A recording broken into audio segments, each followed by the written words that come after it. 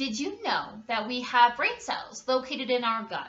It's true. It's a type of glial cell. It's the same kind that resides in some areas of the brain. Psychologists are now saying that this puts more power on the age-old phrase, trust your gut. We've all had that feeling when we just know that something wasn't right. Maybe we stepped into a parking lot late at night and our stomach drops, or maybe we felt a magnetism towards something, like a desire from our depths that say we need to go this way. This voice from within is called our intuition. Like many of you, I've encountered moments in my life where I've turned to my intuition. When I met Cairo at his rescue, this inner voice said, "This jerk, right here, he's the one." It has helped me escape a corn maze in a hailstorm, and most recently, when my boyfriend surprised me with a beautifully planned day out, my inner voice whispered he is going to propose. Our instinct is also known as our intuition. It's our oldest, most innate decision-making ability we have.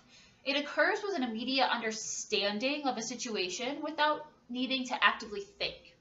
This innate behavior happens with both negative and positive situations in life. Now, as a culture, we've learned that we need to be rational and we need to use heavy logic when it comes to making decisions. And this goes for anything from crucial business mergers to what to eat for lunch.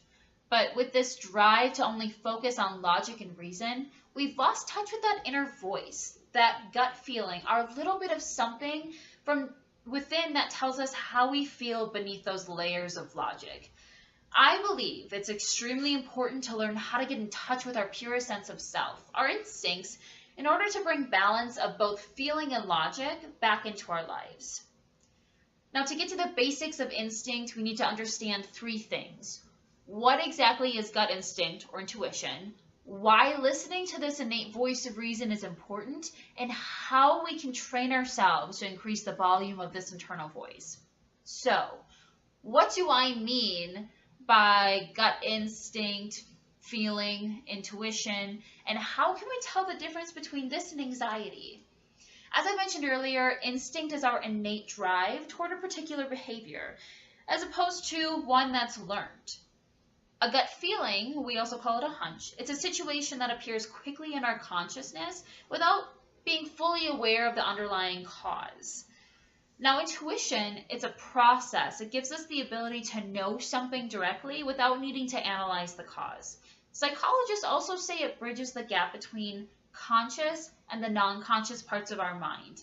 It's also the subconscious catalog of our life experiences we've had thus far. Now, how do we tell the difference between anxiety and instinct? This is kind of hard. Both of these occurrences are very cryptic to the mind. I explain it as this. Instinct, it's an immediate reaction to a sudden situation. Very rarely does it enter an emotion. I like to think of it more of a statement. For example, when I was caught in a corn maze in a hailstorm. I don't know if any of you have been caught in a hailstorm, but it's kind of painful. Now, I certainly did not remember how we got to where we were in this maze, and I also didn't freak out. My brain just sort of went on autopilot. I just listened to this inner voice and it said when to go left and when to go right. Now, anxiety is the opposite. It's a nagging sense that just won't go away.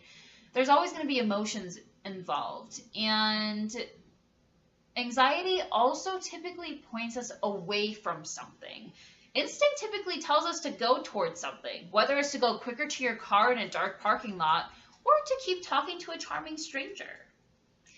So now we know what instinct is. How do we learn to turn up the volume and include it in our everyday life?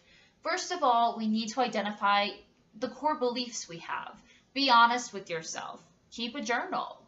Writing down your thoughts and feelings on paper, even if you think you have little to say, it helps the non-conscious mind open up. You need to also turn off your inner critic. Many times we rationalize away those voices from deep within us. This time when you hear that voice, listen without judgment. Allow these inner dialogues to happen without fear or ridicule. Now, why do I believe paying attention to what our gut has to say is important? Instinct is encoded in our brain like a web of fact and feeling. So let's think of the common phrase, we are not like animals. This tells us that the difference between humans and animals is that we have the ability to reason with our impulses. Now, this implies that the reason we are better than animals is only because we possess the ability to reason. However, the thing is, not only are we like animals, we are animals. However, we are animals who just happen to have the advantage of having both instinct and reason at our disposal. And because of this, instinctive feelings can be paired with rationality to aid in better decision making. For example, a couple years back, I was going on a trip to Paris with a couple of my family members. I purchased my plane ticket after the group had bought theirs. Not because I couldn't afford it, but because my gut said three things. A, don't fly from Ohio to Chicago only to catch another flight to New York to catch another one all the way to Paris. You've traveled before. You know there are too many moving parts to this itinerary. And if you wait, you'll find a better price.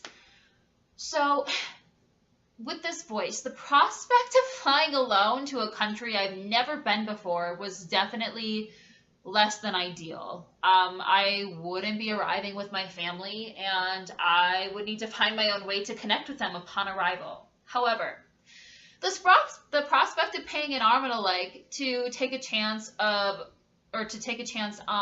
an unpredictable and slightly chaotic itinerary was also less than ideal. So I listened to this voice and I waited. And I waited for 3 months. Not only did I find a more direct flight, but I also saved over $400 on my plane ticket than I would have if I booked with my family.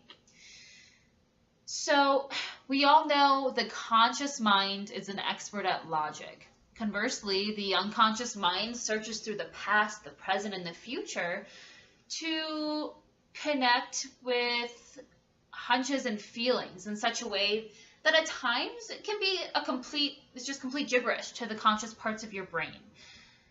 Instinct and intuition is our subconscious catalog of life experiences we've had thus far.